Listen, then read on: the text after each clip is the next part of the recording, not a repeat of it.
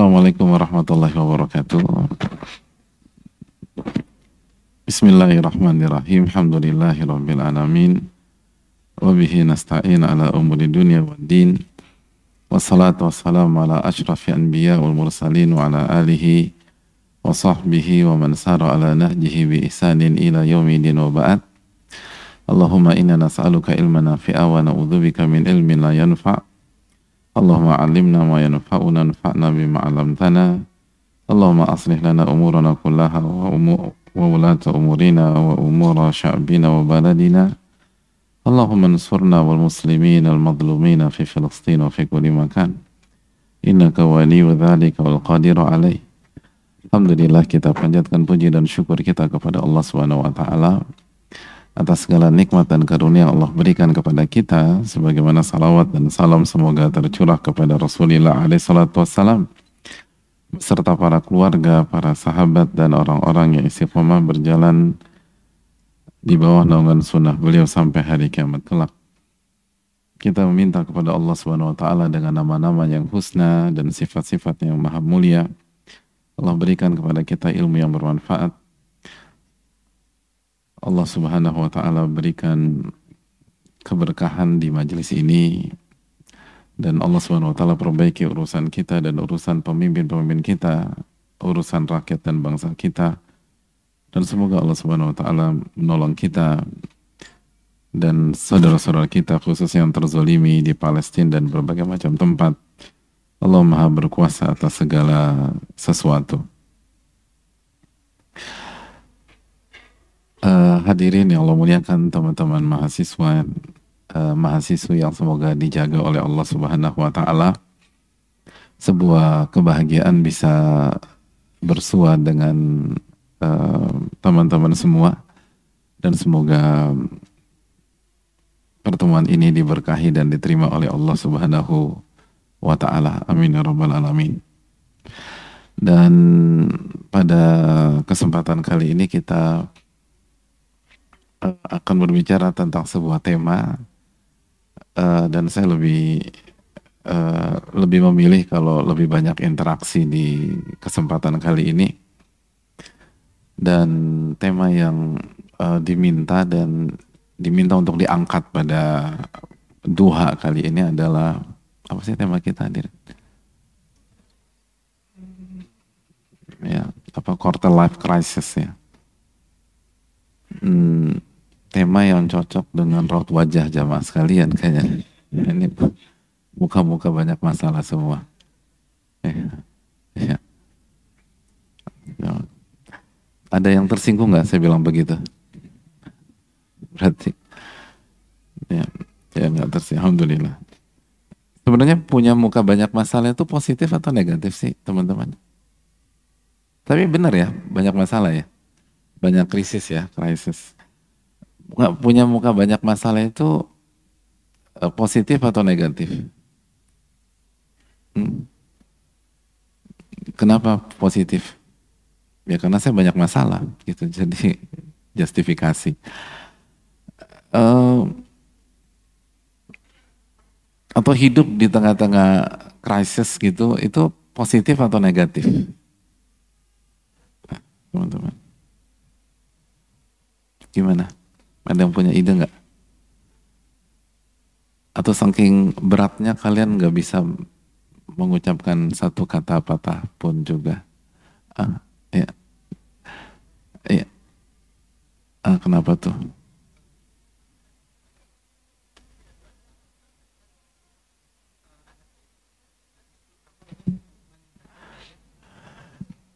Gitu. Jadi punya banyak masalah tuh positif. Kalau ada yang doain semoga kamu banyak masalah dalam hidupmu, itu berarti diaminin atau enggak kira-kira? Iya, makasih banyak. Punya muka banyak atau punya kehidupan banyak masalah dan banyak krisis, mau quarter kek, mau half kek, mau apa kek, itu sebuah hal yang positif, teman-teman sekalian. Dan menyelesaikan satu masalah itu akan jadi begini loh, hal yang positif, dan itulah DNA kehidupan yang kita nggak bisa tolak gitu loh, itu hadirin. Kenapa demikian? Karena Allah Subhanahu wa taala berfirman tentang kehidupan dunia, alladzi khalaqal mauta wal hayata liyabluwakum ayyukum ahsanu amala, dalam surat Al-Mulk ayat 2. Dialah yang menciptakan kematian dan kehidupan untuk menguji kalian. Jadi sampai kematian pun itu ujian.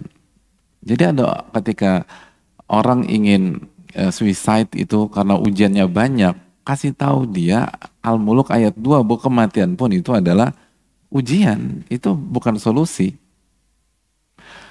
Makanya para ulama kita mengatakan bahwa ad-dunya darul bala, dunia itu tempatnya ujian. Ad-dunya darul mihan atau darul bala, dunia itu tempatnya musibah. Dunia itu tempatnya bencana, dunia itu tempatnya krisis. Gitu loh. Jadi isu tentang krisis itu bukan sebatas quarter life aja. Gitu loh. Kan quarter life itu, quarter life crisis tuh berapa sih? 20-30 tahun ya? Iya ya. Nah, kalian berharap nggak di usia 40 tahun nggak ada krisis dalam hidup kalian? Gimana? Kan quarter life crisis, berarti kalau udah masuk 40 tahun, gue berharap nggak ada lagi krisis. Nah, orang yang berharap seperti itu, maka dia berharap teman-temannya berdiri di depan dia lalu bertakbir 4 kali sebelum masuk usia 40 tahun. Karena satu-satunya menghindar dari krisis adalah pindah ke alam barzakh atau meninggal dunia. Itu satu-satunya cara menghindar dari krisis dunia atau musibah dunia. Makanya sebagian ulama mengatakan kalau ada orang mendoakan, gua doain lo semoga mulai besok nggak ada ujian yang menimpa lo, jangan diaminkan. Karena dia doain besok lo mati gitu loh. Karena hanya kematian yang membuat orang berpindah dari segala macam krisis dan masalah-masalah hidup. Jadi kita nggak bisa menghindar dari krisis dan masalah-masalah kehidupan. Hanya saja memang di beberapa sisi agak berbeda. Ujian di sebuah fase dan ujian di fase berikutnya. Sebagaimana ujian jadi jomblo dengan ujian setelah menikah sama atau beda? Tahu dari mana? Emang ini udah gitu. Udah getting married semua? Kan belum ya. Gitu. Tapi ya mungkin dapat bocoran jelas beda. Jadi sekali lagi teman-teman yang Allah muliakan, tapi krisis adalah krisis. Krisis adalah krisis. Jadi sebenarnya yang membuat kita babak belur ketika menghadapi quarter life crisis itu bukan substansi, tapi kita tidak punya pondasi yang kuat gitu loh. Dan cara membaca dunia yang tepat gitu loh. Cara membaca dunia yang tepat. Akhirnya berantakan hidup gitu loh. Lalu nanti yang disalahkan adalah krisis tersebut. Nanti nggak cukup menyalahkan kondisi. Nanti akan sampai pada titik nyalahin Allah Subhanahu wa ta'ala. Kenapa Allah nggak adil gitu? Kenapa Allah berbuat begini? Gue kan udah sholat, aku kan udah ini dan lain sebagainya. Padahal titik masalahnya bukan itu. Titik masalah adalah sama. Yang jadi masalah kan bukan lembar ujian kita-kita.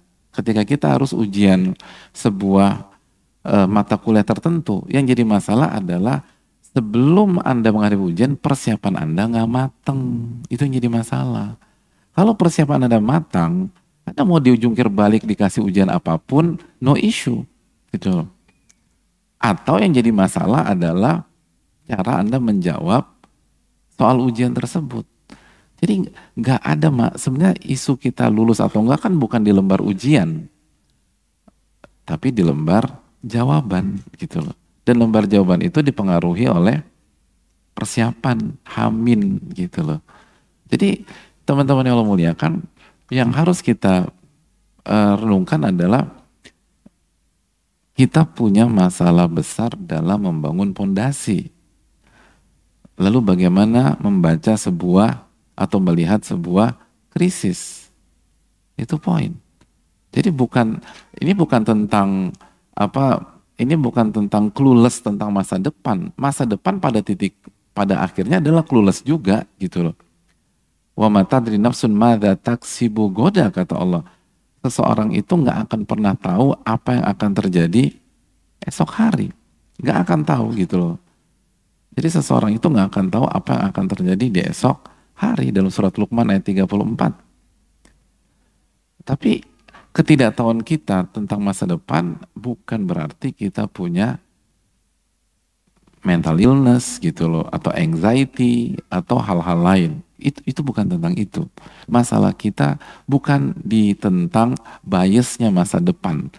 Masalah kita ada pada rapuhnya masa lalu kita.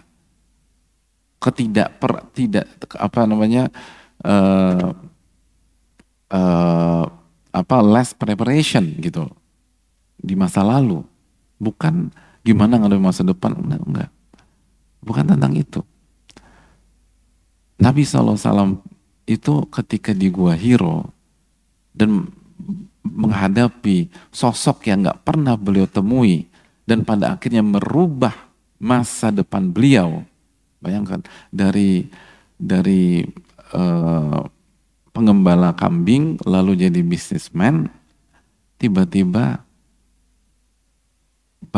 banting setir, kok nggak pakai setir ya, ini banting arah jadi nabi dan rasul gitu loh. Itu kan benar-benar itu banting setir.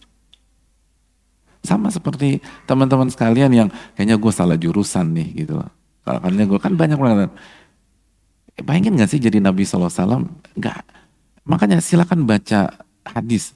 Pernah nggak Nabi SAW ditanya ketika remaja atau ketika masih muda, cita-cita Anda apa Mas Muhammad jadi Nabi? Kan nggak ada. Itu benar-benar out of nowhere gitu loh. Tiba-tiba datang. Makanya kan ketika Nabi SAW kedatangan malaikat Jibril ke Gua Hiro, ada yang pernah ke Gua Hiro belum? Kan dari suatu tempatnya tuh nggak enak lah buat meeting. Sempit, gelap, tegang, nggak ada bin Daud kalau orang pernah umroh, terus nggak ada Al-Baik dan lain sebagainya, kan nggak ada sinyal pula, nggak ada wifi. Tiba-tiba datang seorang makhluk yang nggak pernah dilihat. Nah, tapi kalau misalnya Nabi SAW emang udah punya ambisi dan cita-cita jadi Nabi, itu mungkin lebih beda gitu. Ya Allah, akhirnya datang juga, apa kabar, dari mana, dan sudah senang gitu loh. Aku mau dikasih wahyu ya, makasih banyak ya, emang udah cita-citaku dari dulu. Enggak gitu loh. Justru ketika dapat hal yang paling berharga dan paling luar biasa dalam hidup beliau, dan itu game changer gitu, itu turning point dalam hidup beliau dan membuat krisis dalam hidup beliau semakin berkali-kali lipat. Nabi SAW nggak punya pikiran ke sana, tapi nggak hancur ke depan. Kenapa nggak hancur ke depan? Karena basic beliau solid.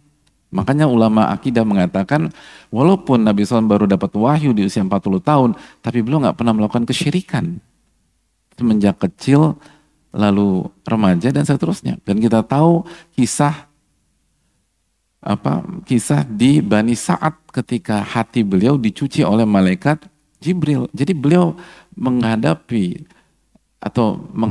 perubahan yang sangat signifikan dalam hidup beliau dengan hati yang bersih dan pondasi yang matang. Maka walaupun perubahan hidup beliau sangat mind blowing, sangat unpredicted, tapi aman gitu loh. Nah, kenapa kita babak belur? Padahal seberubah-ubah hidup kita nggak mungkin jadi nabi, nggak mungkin. Dan kalau antum declare jadi nabi, antum divonis sesat oleh MUI gitu, nggak ada opsi jadi itu. Tapi kenapa kok kayaknya berat banget dan seterusnya? Karena basic kita lemah.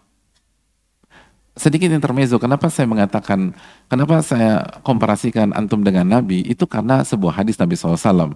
Kata Nabi SAW, asyaddun nasi bala'an al-anbiya. Orang yang paling berat musibahnya, ujiannya, krisisnya, itu siapa? Para nabi. Para nabi. Itu para nabi. Tsumma sholihin, lalu orang-orang soleh setelah para nabi.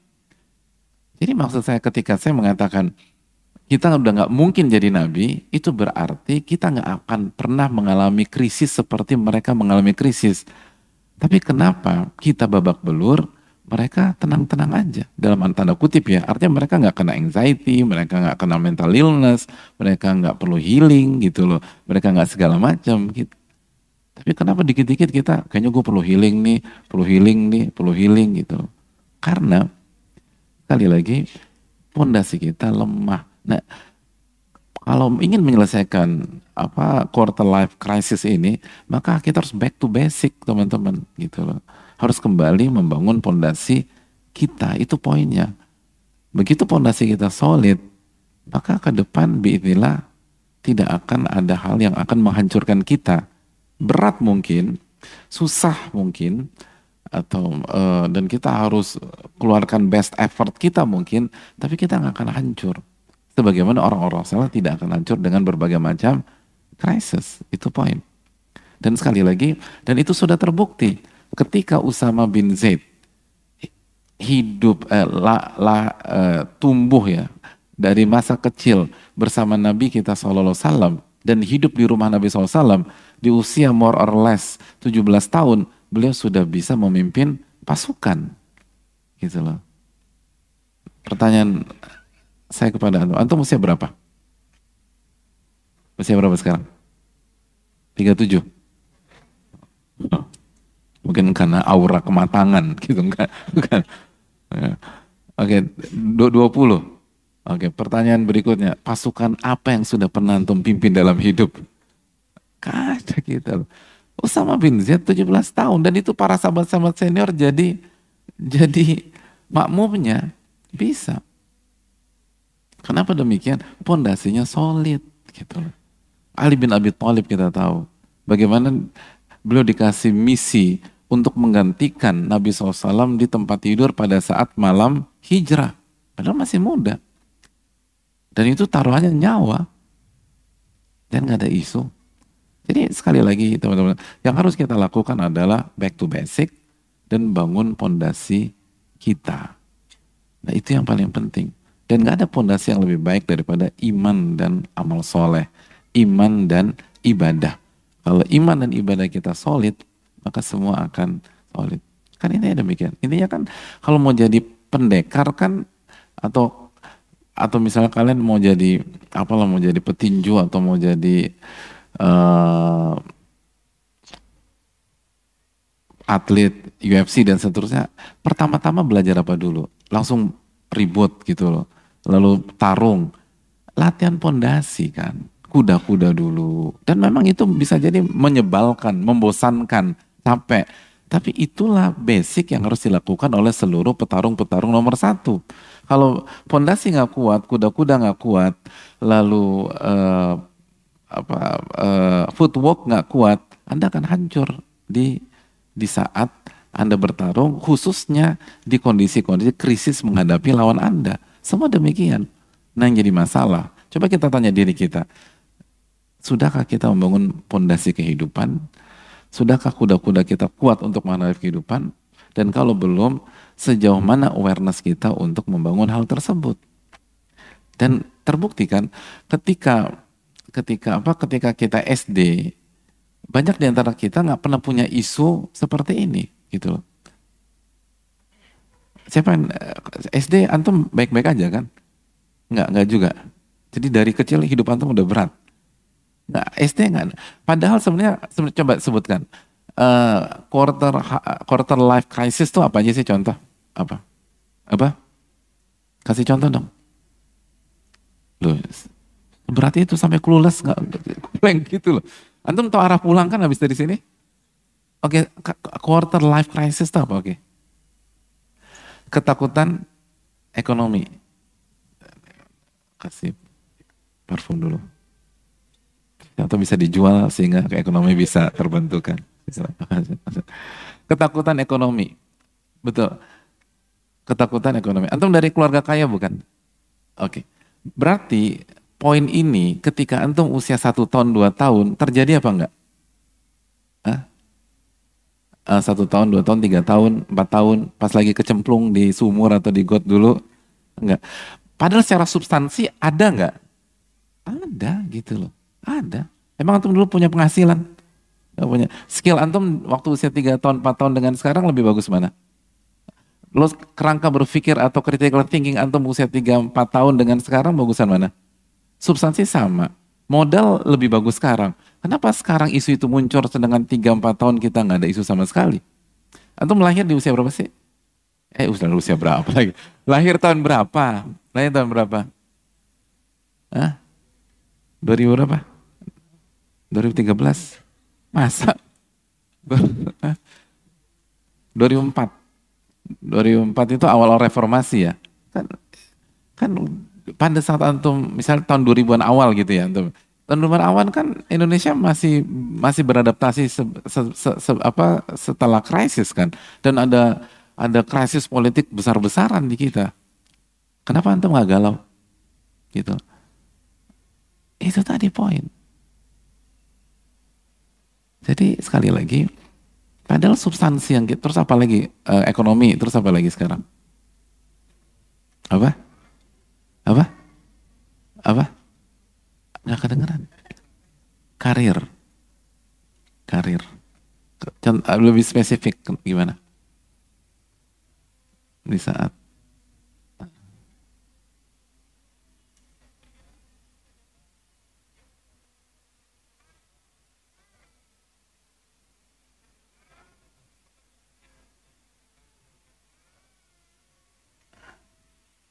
ini karir atau komparasi dengan pihak lain? Hah? Kalau dari contoh yang antum sampaikan, antum membandingkan diri kita dengan pihak lain, iya nggak sih? Ya. Jadi kita sering suka banding-bandingkan. Contoh, syukur, makasih. Makasih. Syukur. Jadi kita suka banding-bandingkan diri kita. Saya ingin tanya kepada antum semua, kenapa waktu usia 1 tahun, 2 tahun, 3 tahun antum nggak pernah minder ketika teman-teman sejawat antum sudah bisa lari, kecemplung dan seterusnya, sedangkan kita masih belajar merangkak dan lain sebagainya? Itu poin. Kenapa kita nggak minder di usia 2, 3, 4 tahun pada saat kita masih cadel dan sebagian teman kita sudah bisa bicara huruf R dengan fasih? No issue. Karena intinya tuh bukan itu. Inti hidup itu bukan di masa krisis.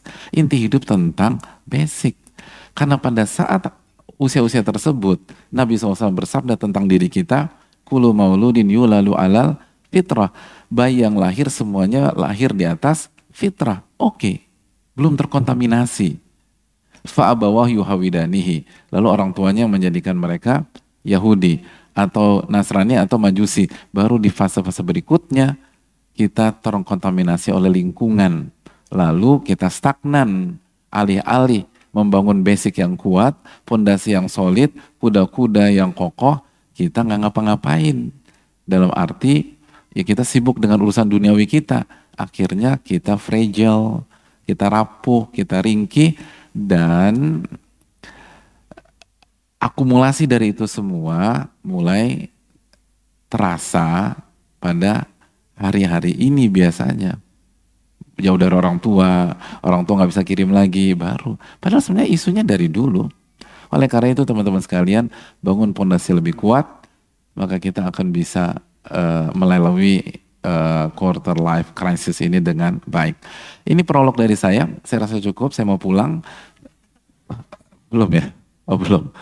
Oke, kita buka diskusi Q&A di antara kita biar lebih tajam. Wassalamualaikum warahmatullahi wabarakatuh. Ada yang mau nanya langsung nggak atau saya bacakan ini biar cepat? Iya antum, karena antum tadi jawab, antum boleh nanya. Tapi antum tadi dapat parfum nggak? Nggak dapat ya? Oh nggak dapat. Oh, tolong kasih beliau, Kang. Masih syukuran.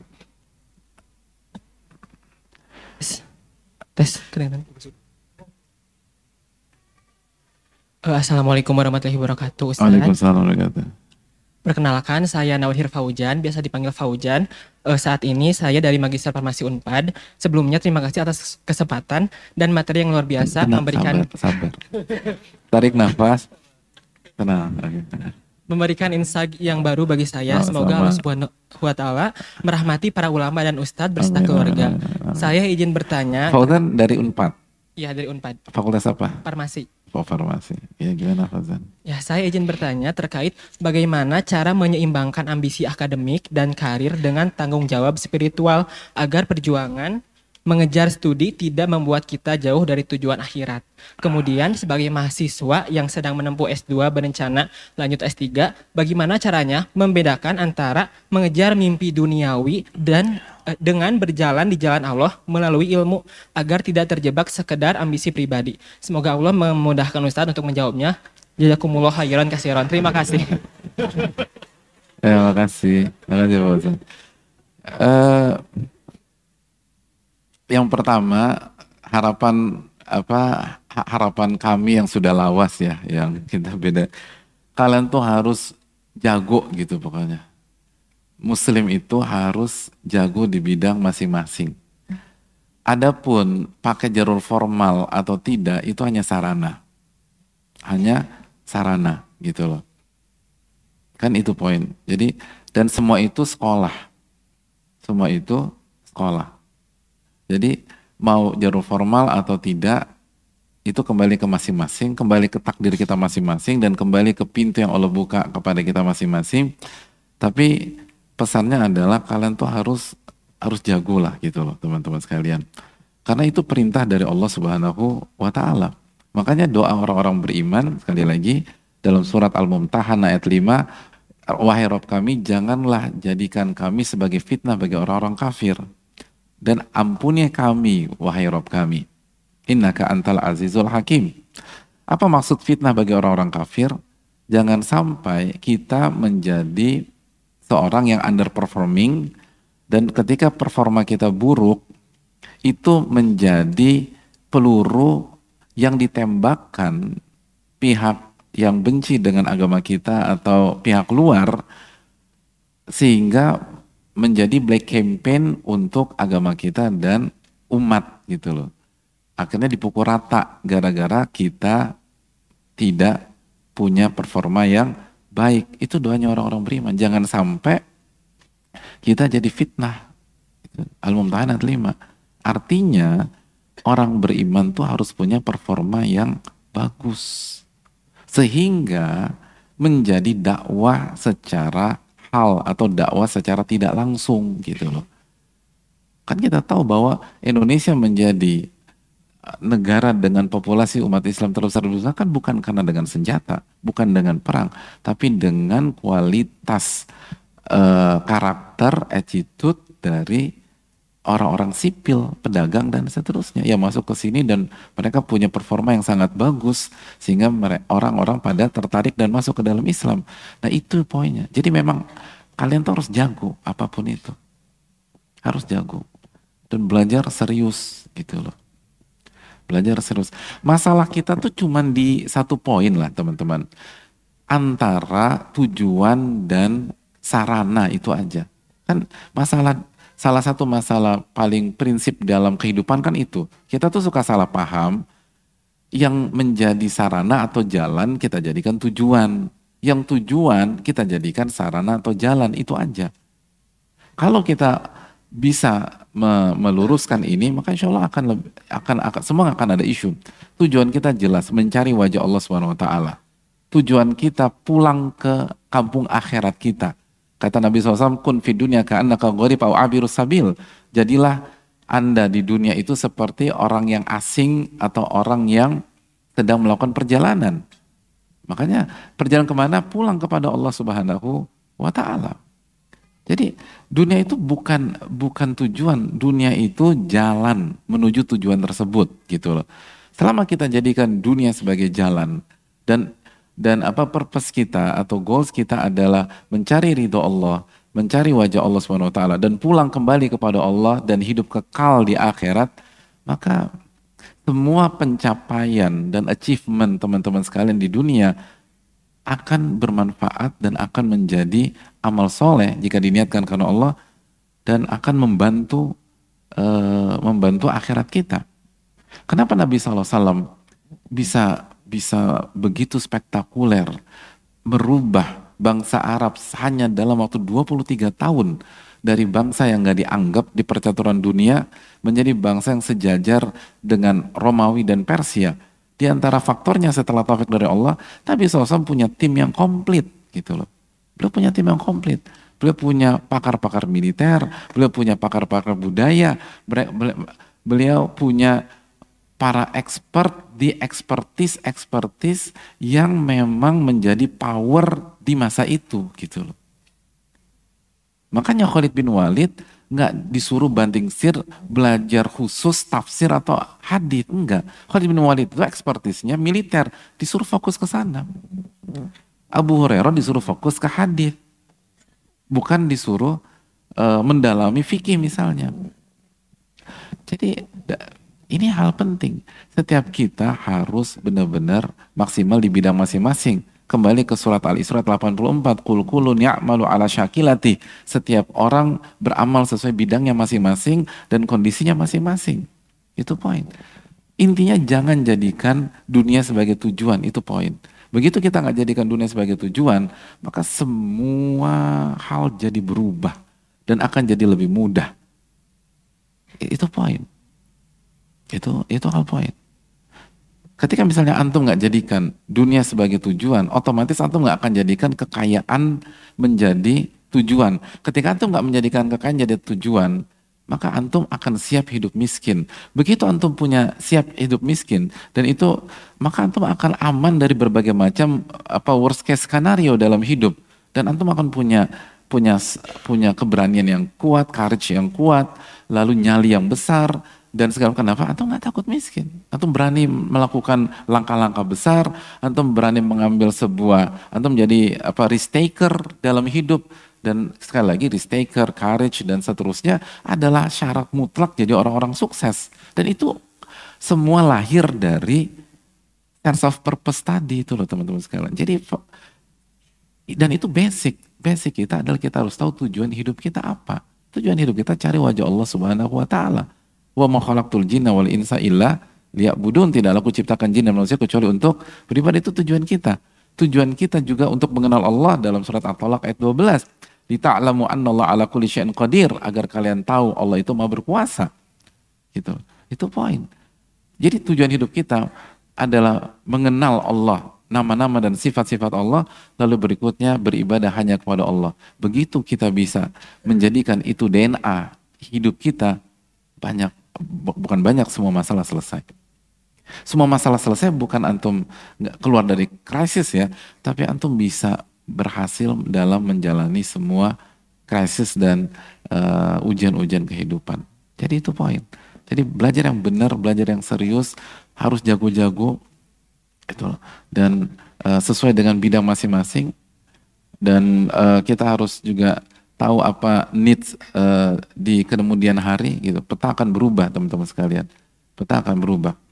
Kita misal secara umum sekarang kita misalnya society 4.0 dan kita masuk ke 5.0 dan ke depan dan ini baru di awal 5.0 dan kita harus ngerti sebenarnya petanya tuh gimana sih, dan kita harus jago di bidang-bidang yang strategis ke depan, lalu jadikan itu sebagai sarana dan jalan menuju Allah Subhanahu wa taala, maka semua akan bismillah akan lancar. Allah taala. Dan itu tadi kata para ulama seperti Syekhul Islam, iyyaka wa tansif. Anda tuh jangan jadi orang yang setengah-setengah. Setengah-setengah itu enggak enggak recommended di agama kita. Dan ulama enggak suka dengan orang yang setengah-setengah. Kata sebagian para ulama, orang yang setengah-setengah itu lebih ngerusak dibanding orang yang clueless. Kenapa? Karena dia merasa tahu, tapi knowledge-nya setengah-setengah, nggak cukup. Akhirnya sok tahu, gampang memberikan analisa, lalu membuat sebuah hipotesa dan semua keliru. Kenapa? Karena setengah-setengah. Jangan setengah-setengah. Setengah-setengah itu bahaya. Dan kita ngerusak diri kita dan banyak ngerusak pihak lain. Kalau mau jago di sebuah bidang, terlepas nanti antum jadi generalis atau antum jadi spesialis, itu opsi yang antum pilih dalam kehidupan. Tapi jangan pernah jadi setengah-setengah. Setengah-setengah itu ngerusak. Dan jangan jadi jangan jadi ordinary people gitu. Jangan orang yang harus jadi extraordinary gitu. Dan harus jadi orang-orang yang benar-benar berhasil, antum harus jadi pemenang dalam hidup. Itu poin. Yang membuat kita terlalu galau kan itu tadi, kebanyakan mikir tapi nggak ada effort gitu loh. Akhirnya takut masa depan. Salah satu obat agar kita nggak perlu takut masa depan, kita punya kualitas. Setelah kita punya iman dan kita punya ketakwaan. Karena kalau kita punya iman, kita punya kualitas, nggak akan khawatir masa depan. Kenapa? Karena selalu ada podium bagi juara. Juara tuh nggak pernah kehabisan podium, hadirin. Antum juara satu di Olimpiade, nggak mungkin podium antum dipakai orang lain. Mohon maaf ya mas, gantian, ini podium dipakai. Gak ada orang seperti itu. Bahkan kalau antum kebelet pengen buang air ke toilet, itu ditungguin gitu loh. Itu satu stadion nggak ada yang bubar. Kenapa? Karena juara satunya lagi ke toilet, ditungguin. Nggak mungkin antum keluar dari toilet terus sudah bubar semua. Gak bisa nungguin mas lama. Ya udah kita mulai aja tadi lagu kebangsaan lalu kita wakilin tadi. Nggak ada begitu. Selalu ada podium bagi juara. Maka jadi juara dalam kehidupan. Maka itu salah satu cara teknis untuk tidak khawatir masa depan. Wallahu ta'ala bishawab. Ada pertanyaan lain dari akhwat mungkin? Nggak ada. Akhwat nggak ada isu sama sekali. Alhamdulillah. Atau ini tolong. Oke, silakan.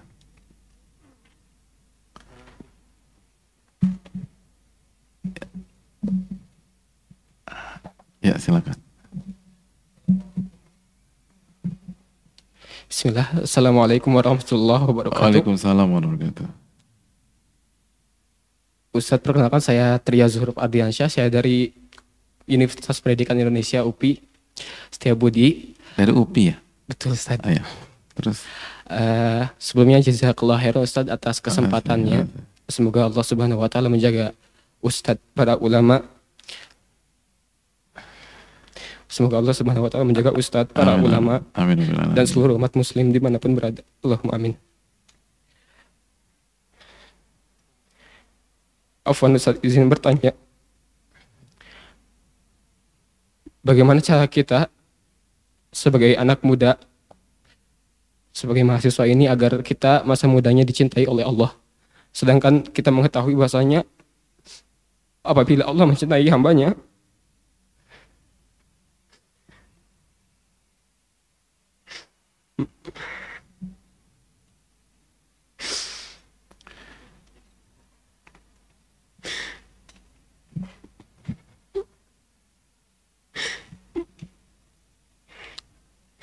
maka Allah akan menjaga pendengaran, penglihatan, lisan, kaki, dan segala anggota tubuh lainnya, Ustaz. Sedangkan kita mengetahui bahwasanya di masa muda ini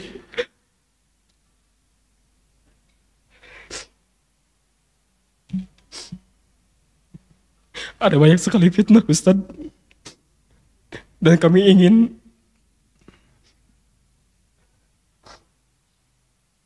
agar masa muda ini bisa menjadi masa muda yang dicintai oleh Allah. Dan lalu bagaimana cara kita mengetahui indikator yang bahwasanya Allah mencintai kita, Ustaz? Jazakallah ya, Ustaz. Iya, makasih banyak. Terima atas pertanyaannya. Pertanyaan sangat bermanfaat sebagaimana pertanyaan pertama. Teman-teman sekalian Allah muliakan, isu tentang atau pembahasan tentang bagaimana dicintai oleh Allah adalah isu yang sangat besar ya, dan itu the ultimate goal kita gitu loh. Itu puncak dari semua pencapaian. Maka tentu saja butuh perjuangan, butuh upaya, dan semakin cepat kita memulai, semakin besar peluang kita mendapatkan cinta Allah Subhanahu wa Ta'ala. Karena sekali lagi mendapatkan cinta Allah itu nggak mudah, benar-benar nggak mudah, dan butuh perjuangan dan kerja keras, dan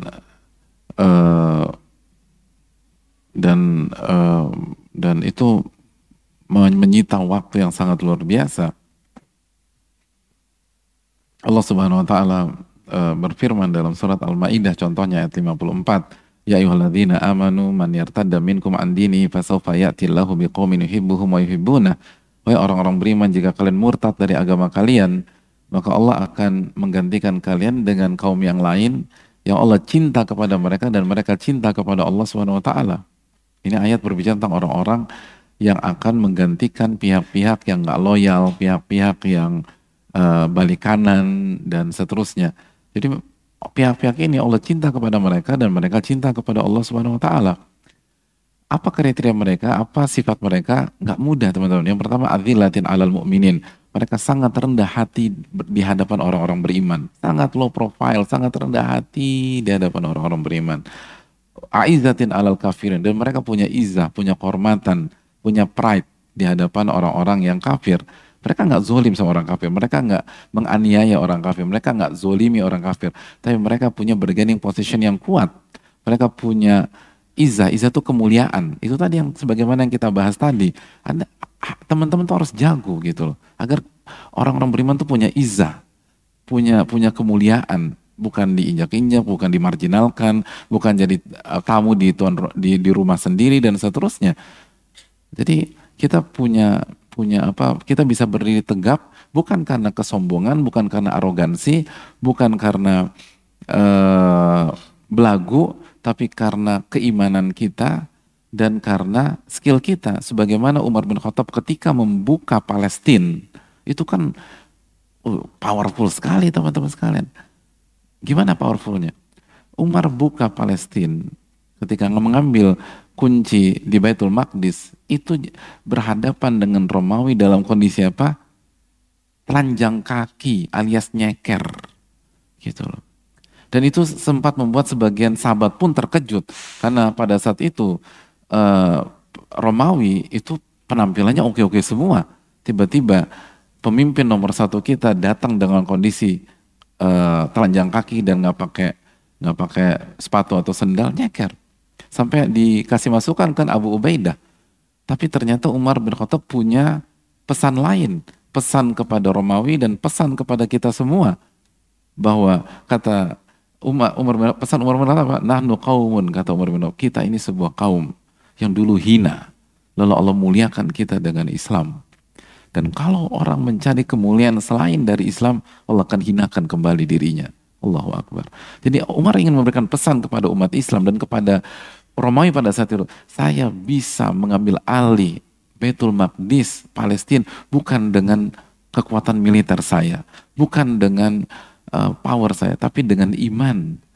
Lalu bagaimana semua effort itu dijadikan dan diniatkan untuk menjadi amal soleh. Itu yang harus dilakukan. Jadi kita punya PR yang sangat banyak dan cukup panjang teman-teman sekalian. Dan ini nggak bisa dilakukan hanya dengan retorika. Semua harus fokus dengan bidang masing-masing dan semua harus totalitas. Karena syarat dicintai oleh Allah adalah tawadu, rendah hati, low profile. Humble gitu, be humble atau being humble sama orang-orang beriman, tapi sama orang-orang kafir punya izzah, punya marwah, punya kemuliaan, bukan menzolimi atau menyakiti atau melakukan tindakan yang nggak benar. Lalu berikutnya yujahiduna fi sabilillah, mereka berjuang di jalan Allah, wala yakhafuna laumata laim, dan mereka nggak peduli dengan pencela. Jadi kalau ingin dicintai oleh Allah, apapun bullying yang menimpa teman-teman ngambil pusing. Itu syarat dicintai oleh Allah Subhanahu wa taala. Wala yakhafuna laumata laim, mau dicela kayak, mau dicaci kayak, mau difitnah kayak, mau digibahi kayak, mungkin kita punya kesalahan masa lalu yang kita sudah bertobat dan seterusnya, tiba-tiba haters kita buka, gak peduli sama sekali. Ucapan orang atau bullying tersebut atau hate speech tersebut itu nggak akan pernah menjadi jangkar bagi bahtera orang-orang beriman. Jangkar yang membuat bahtera orang-orang beriman tidak bisa berlayar ke samudra dan akhirnya harus stay di dermaga. Enggak. Mau antum teman-teman mau dicaci maki, mau difitnah, mau dijelek-jelekan, mau diapa, jalan terus. Wala khafuna laumata laim. Dzalika fadlun mina, dzalika fadlullah yutihi may yasha. Itu baru karunia, itu baru kenikmatan, itu baru privileges yang Allah berikan kepada orang yang Allah pilih. Wallahu wasi'un alim, dan Allah Maha luas dan Maha berilmu. Itu poin. Nah, apa kriteria di atas kan susah gitu loh. Harus merendah setinggi apapun. Kalau ketemu orang beriman, down to earth, harus merendah banget. Tapi kalau berhadapan dengan itu punya izzah, tahu artinya punya kecerdasan sosial yang tinggi, tahu bagaimana bersikap gitu. Tahu bagaimana bersikap. Bagaimana Umar bin Khattab? Umar bin Khattab apakah keseharian nyeker? Enggak juga. Tapi beliau tahu kapan pakai sendal, kapan pakai sepatu, kapan nyeker. Beliau ngerti gitu. Orang-orang yang mendapatkan rasa cinta dari Allah harus demikian. Lalu sekali lagi harus punya karya dan punya kemuliaan dan hidupnya perjuangan. Ini bukan pencapaian 1-2 tahun. Ini pencapaian panjang dan harus dibuktikan dengan perjuangan kita. Apa yang sudah kita lakukan untuk agama Allah Subhanahu wa taala, apa yang sudah kita lakukan untuk umat, apa yang sudah kita lakukan untuk bangsa kita. Jadi sekali itu harus kita pikirkan. Kalau hidup pragmatis, hidup sebagai oportunis, nggak bisa dapat dicintai oleh Allah Subhanahu wa taala. Kita harus hidup sebagai pejuang gitu dan berani mengorbankan sesuatu di jalan Allah Subhanahu wa taala. Itu baru Allah akan cinta, dan harus dimulai dari as soon as possible karena ini butuh waktu. Jadi mumpung masa muda maka nikmatilah. Oh tapi kan gue pengen having fun Pak Ustadz, mumpung masih muda. Keliru. Itu keliru. Kalau ingin menikmati hidup bukan tenggelam dalam hiburan dunia, bukan tenggelam dalam nafsu syahwat. Kalau kita ingin menikmati hidup, Imam Syafi'i, pakar fikih, pakar ilmu agama dan hatam kehidupan, beliau mengatakan fansab fa innal ladzizal aishi fi nasabi. Berjuanglah karena kelezatan hidup ada pada perjuangan. Kalau ingin menikmati hidup, berjuang. Gitu. Hidup di comfort zone itu nggak nikmat, hadirin. Hidup di comfort zone nggak nikmat. Gitu lah. Saya ingin tanya sama hadirin, siapa yang ketika masuk kuliah beli rumah di Bandung, ada? Jadi enggak, gue nggak mau kos, gue mau beli rumah aja langsung. Ada? Kosnya besar atau enggak sih kos kalian? Sedang tuh apa? Sedang tuh berapa? 300 meter? Sedang, gitu lah. Kan relativitas, jadi tergantung relatif ini. Sedang tuh kacamata siapa? Sedang tuh berapa? 4L ya? Lu lagi gitu. Nggak ada ruangan, mau mentok lu lagi.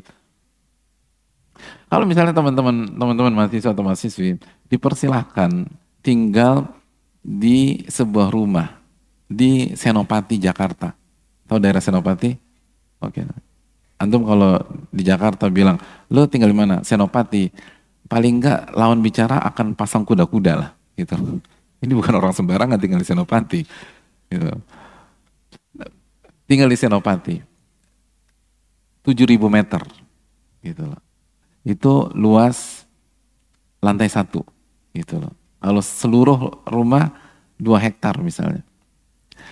Antum dikasih kesempatan tinggal di sana selama 3 bulan. ART dan staf antum ada 30 orang, gitu. 30. Tugas antum simpel, nikmatin hidup dan fasilitas di rumah tersebut. Antum nggak boleh kerja, nggak boleh ngepel, nggak boleh segala macam, nggak perlu. Antum dapat gaji, lalu duduk manis di kursi empuk, lalu ada layar besar depan antum, lalu ada staff yang megangin remote. Antum nggak boleh megang remote. Pokoknya saya pengen Netflix, tinggal pencet Netflix. Saya pengen ini gitu, saya pengen Morotal. Saya pengen di Rukyah, nanti ada gitu seterusnya. Jadi sekali lagi semua komplit. Pengen ada chef Michelin 3 siapin buat antum semua. Jadi tinggal mesen aja, mau bubur ayam jadi, mau batagor boleh, mau cilok boleh, mau ada segala macam. Yang buat adalah chef Michelin 3 gitu loh. Pertanyaannya, antum bisa bertahan berapa lama? Kalau 3 bulan antum tetap melakukan kegiatan itu, kira-kira setelah 3 bulan antum jadi apa? Gila teman-teman, beneran. Gak ngapa-ngapain, 3 bulan duduk aja. Semua disiapin, dikipas-kipas, pijit-pijit. Mungkin 1-2 hari nikmat, tapi 3 bulan seperti itu, gila. Itu poin. Manusia itu di apa diciptakan untuk bergerak, untuk berjuang, gitu. Dan itu bukan hanya manusia, itu sunatullah dalam kehidupan dunia, gitu loh. Saya ingin tanya, sneakers antum apa? Sneakers antum apa? Antum punya sneakers nggak? Ya, apa? Apa? Apa? Converse, oke. Antum pelari apa? Culture. Adidas. Misalnya antum beli Adidas lah, Adidas yang ada 3 garis yang lagi fenomenal itulah, karena antum pelari budaya, misalnya. Saking, tapi nabung, nyicil segala macam, saking sayangnya tuh masuk sepatu, antum nggak pernah pakai. Sampai 2 tahun lagi, gitu loh, awet tuh. Kira-kira hasil sepatu itu apa? Rusak, soalnya kebuka, lemnya kebuka, dan sebagainya rusak. Kehidupan dunia itu seperti itu. Berkahnya kalau dipakai. Tapi kalau sepatunya dipakai, gitu, atar normal, itu lebih awet. Punya rumah, antum dapat rumah di Bandung, antum bangun, tapi antum nggak pernah tinggalin. Saking sayangnya sama tuh rumah tuh, sayang banget kan, ditinggalin, dibiarin aja. 1 tahun kemudian, antum bandingkan rumah itu dengan rumah yang antum tinggalin sekarang, lebih mending mana? Rumah yang kita tinggalin, rumah itu jadi kotor lah, segala macam, bla bla seterusnya. Antum punya baju putih, nggak pernah antum pakai. 2 tahun berikutnya jadi apa? Jadi krem, jadi beige dan seterusnya. Jadi bukan putih lagi, berubah. Kehidupan dunia seperti itu. Ada yang pernah ngasuh kakek neneknya ketika sakit dan terbaring di atas kasur selama beberapa bulan dan nggak pernah bangkit atau beranjak dari kasurnya, itu apa yang terjadi? Itu kaki mengecil. Dan kalau nggak dipaksa jalan, lumpuh. Dan harus dibolak-balik, karena kalau nggak kulit punggung itu kelupas. Manusia dan ini semua tuh demikian. Dunia itu diciptakan untuk digunakan, harus bergerak. Makanya kaidah para ulama, al-harakatu barokah. Bergerak itu atau movement itu keberkahan. Movement itu keberkahan. Jadi hidup itu harus capek. Justru kenikmatan itu ketika capek, ketika letih, ketika lelah. Jadi bukan burnout, bukan. Burnout itu ketika pondasi iman kita nggak kuat. Lalu fisik capek, akhirnya kemana-mana gitu loh. Mood swing lah, lalu nanti baper lah, segala macam. Enggak, kalau pondasi kuat, capek itu kenikmatan. Capek itu kenikmatan. Itu poin. Itu poin. Antum suka bola? Oke. Siapa pemain kesayangan antum semua? Kenapa selalu 2 mazhab begitu? Ronaldo, Messi, Messi, Ronaldo. Oke, misalnya, kalau misalnya Messi di musim ini dibaku cadangkan di Miami ya? Masih Miami. Oke, di Miami. 1 musim dibaku cadangkan. Kira-kira musim depan perpanjang kontrak apa enggak? Kenapa? Karena enak. Gaji miliaran per pekan, tugasnya cuma duduk, aman dari cedera, masa depan cemerlang, lalu kipas-kipas, lalu juara dapat bonus. Kenapa berhenti? Karena bukan itu kenikmatan. Kenikmatan itu bukan duduk manis lalu terima uang. Kenikmatan itu kata Imam Syafi'i, berjuang. Fa innal ladzal aishi fin nasabi. Karena kenikmatan hidup itu ada pada perjuangan. Maka ketika masa muda kalian dihabiskan untuk having fun, lalu main inilah, lalu syahwat yang dikeluarkan lah, lalu hidup dengan dunia malam lah, lalu main perempuan atau main laki-laki, kalian nggak akan pernah dapat kenikmatan hidup. Itu salah berpikir. Itu salah dalam seni melihat kehidupan. Itu kalian terpenjara oleh talbis iblis. Itu tipu daya iblis. Iblis sengaja mengarahkan kalian agar kalian nggak menikmati hidup.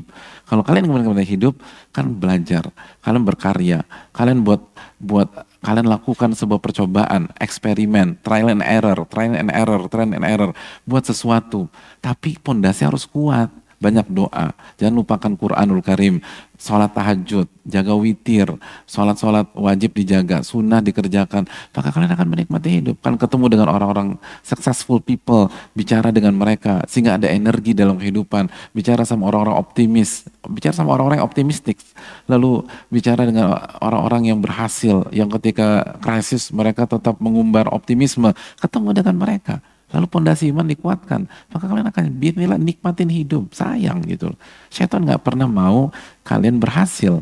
Maka kan syaitan kan selalu buat ilusi kan begitu kan, putih jadi hitam, hitam jadi putih, panas dianggap dingin, dingin dianggap panas. Itu jagonya syaitan gitu loh. Buah yang kalau dimakan Nabi Adam dan Hawa itu akan mengeluarkan mereka dari surga. Jadi hidup mereka di surga jadi fana, dikeluarkan. Tapi syaitan bilang apa? Kekekalan gitu loh. Jadi yang fana dibuat apa? Di framing jadi kekal gitu loh. Kekal di framing jadi fana. Selalu begitu syaitan. Jangan mau terpengaruh dengan mereka. Wala tattabi khutuwati syaitan. Jangan mengikuti langkah-langkah syaitan. Wallahu ta'ala bisawab. Akhwat ada pertanyaan? Kalau nggak ada ya silakan. Assalamualaikum warahmatullahi wabarakatuh. Waalaikumsalam warahmatullahi wabarakatuh. Sebelumnya perkenalkan, nama saya Cinde, saya dari Universitas Pajajaran Ya. atau Unpad.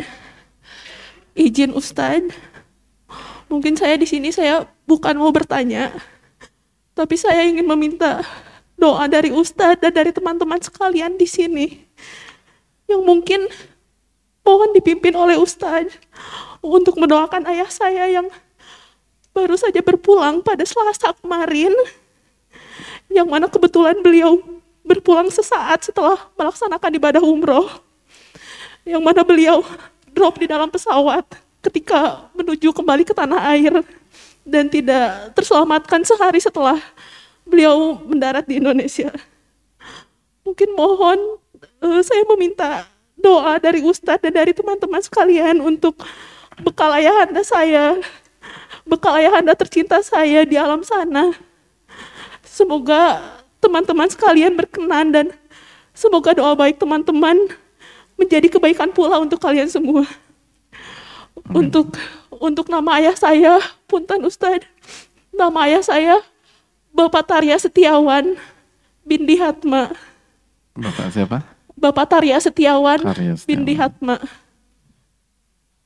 Dan mungkin ini berhubungan pula dengan life crisis saya, di mana saya yang tiba-tiba menjadi yatim di saat saya yang sedang mengejar gelar saya. Saya sedang mengejar pendidikan saya untuk membanggakan orang tua saya. Akan tetapi ayah saya belum sempat menyaksikan saya untuk mendapatkan gelar tersebut, Ustaz. Terima kasih, Ustaz. Terima kasih banyak. Dengan siapa namanya? Nama ayah saya. Enggak, nama kamu? Saya Cinde. Cinde. Unpad jurusan apa, Cinde? Kedokteran gigi, Ustaz. Oke, terima kasih. Jazakallah. Terima kasih. Nasallallahu alaihi rabbal arsyil azim an yuwaffiqa li husnil khatimah. Kita meminta kepada Allah dengan nama-nama yang husna dan sifat-sifat yang mulia agar Allah memberikan ayah dari Cinde husnul khatimah dan juga memberikan husnul khatimah kepada seluruh orang tua kita. Amin ya rabbal alamin. Yang pertama, itu yang pertama. Yang kedua yang ingin saya sampaikan bahwa beliau wafat Selasa kemarin ya, setelah umroh. Teman-teman sekalian Allah muliakan, tricky part dalam menyikapi ujian atau masalah atau musibah itu adalah diantaranya kita tuh diminta merespon musibah seringkali dengan lebih dari satu amalan hati. Nah itu tricky part. Ini agak tricky gitu loh. Artinya ketika misalnya orang tua kita wafat, seperti orang tua beliau wafat setelah umroh, di satu sisi kita disunahkan untuk bersedih. Bersedih itu sunnah loh. Justru yang aneh kalau anaknya ketawa-ketawa dan nggak ada sedih sama sekali. Karena Nabi SAW ketika kehilangan keluarga beliau sedih dan beliau menangis. Makanya kata para ulama akidah menyatakan bahwa kalau Nabi SAW bersedih dan menangis, maka yang aib itu yang nggak sedih. Dan itu tidak ada kaitannya dengan kesabaran. Karena kesabaran adalah self-control agar on track gitu loh. Bukan nggak boleh nangis. Bahkan Nabi SAW menangis ketika anak beliau Ibrahim meninggal. Kata Nabi SAW, innal aina la tadma' wal qalba la yahzan wa inna bi firaqika Ibrahim la mahzunun. Sesungguhnya mata ini meneteskan air mata, hati itu sedih, dan dengan perpisahan ini kami benar-benar sedih wa Ibrahim. Jadi Nabi SAW sedih. Tapi on the other hand, di sisi lain, ketika ayah kita atau orang tua kita atau orang yang kita cintai arahnya adalah husnul khotimah, maka kita harus punya sisi harapan. Jadi dalam hati kita jangan diliputi oleh kesedihan secara utuh gitu loh. Meninggal setelah umrah itu salah satu meninggal yang paling strategis. Bagaimana enggak? Nabi SAW mengatakan bahwa umrah itu umrah yang satu dengan umrah yang berikutnya adalah menggugurkan dosa. Jadi umrah itu penggugur dosa. Jadi bayangkan setelah dosa-dosa beliau digugurkan, wafat, itu kurang keren. Apa meninggal seperti itu? Karena parameternya kan bukan kapan kita meninggal, tapi parameternya adalah bagaimana kita meninggal. Itu poin. Bagaimana kita meninggal? Husnul khotimah atau su'ul khotimah. Jadi meninggal dengan baik atau meninggal dengan buruk.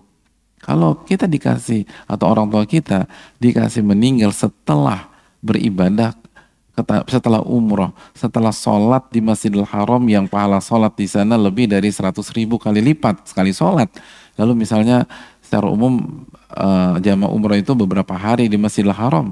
Lalu setelah beribadah di Masjid Nabawi, setelah beribadah di Raudhah, itu ni'mal maut kata orang Arab, itu sebaik-baiknya kematian atau diantara kematian terstrategis, meninggal dalam kondisi habis beribadah, habis berdoa, habis dosa-dosa digugurkan dan seterusnya.